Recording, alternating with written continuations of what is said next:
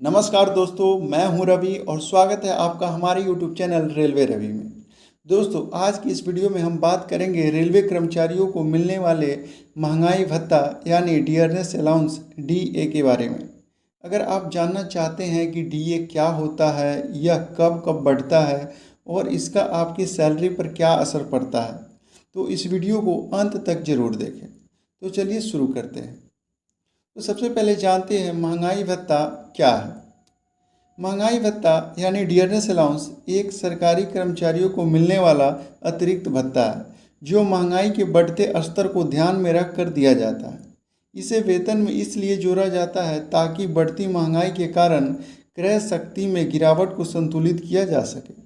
Railway कर्मचारियों को भी महंगाई भत्ता मिलता है जो केंद्र सरकार द्वारा हर 6 महीने में रिव्यू किया जाता है और इसे इंक्रीज किया जाता है।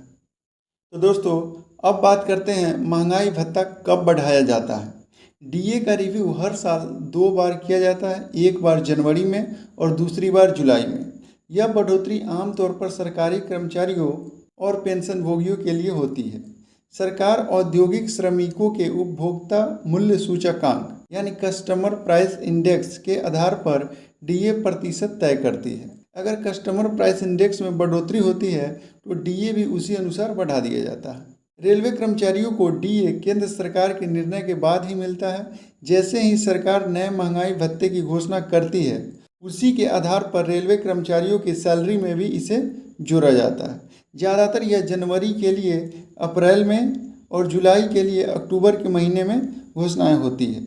तो इस स्थिति में कर्मचारी को अप्रैल में नए डीए रेट के साथ जनवरी, फरवरी और मार्च का डीए एरियर्स भी दिया जाता है और ठीक उसी प्रकार अक्टूबर महीने में नए डीए एरियर्स के साथ जुलाई, अगस्त और सितंबर का डीए एरियर्स भी दे दिया जाता है। अब जानते हैं डीए कैलकुलेट कैसे करते हैं। डीए यानी महंगाई भत्ते की गणना आपकी मूल्य वेतन यानी बेसिक पे के आधार पर की जाती है।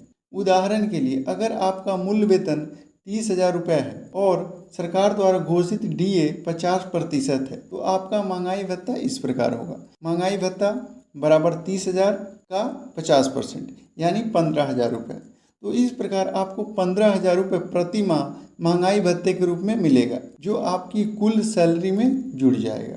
तो दोस्तों, अब बात करते हैं डीए से सैलरी कितनी बढ़ेगी।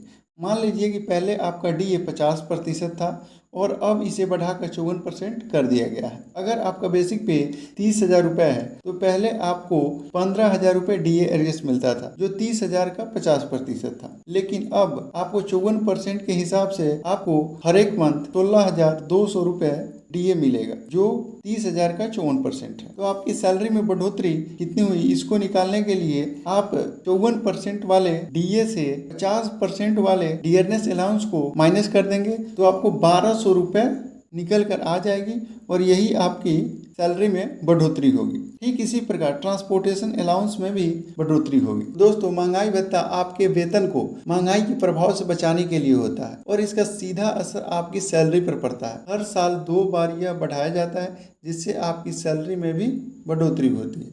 उम्मीद करते हैं कि इस जानकारी से आपको डीए की पूरी समझ हो गई होगी।